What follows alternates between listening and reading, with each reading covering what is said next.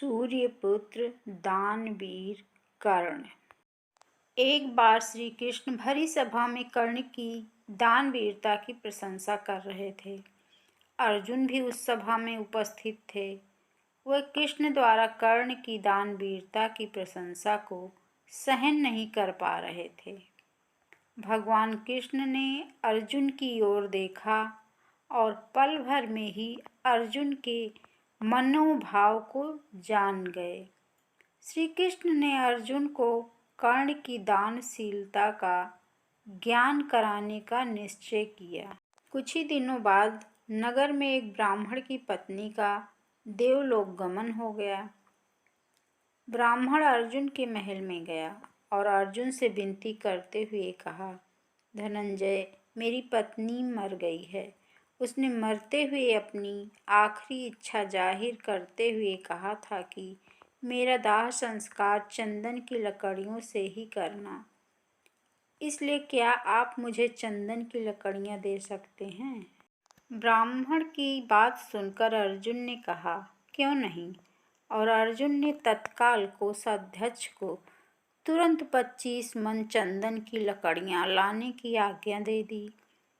परंतु उस दिन ना तो भंडार में और ना ही बाजार में चंदन की लकड़ियां उपस्थित थी। कोषाध्यक्ष ने आकर अर्जुन को सारी व्यथा सुनाई और अर्जुन के समक्ष चंदन की लकड़ियां न होने की असमर्थता व्यक्त की। अर्जुन ने भी ब्राह्मण को अपनी लाचारी बताकर खाली हाथ वापस भेज दिया।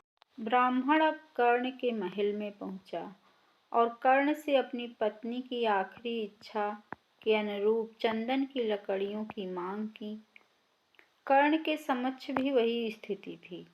न तो महल में और न ही बाजार में कहीं चंदन की लकड़ियां उपस्थित नहीं थी।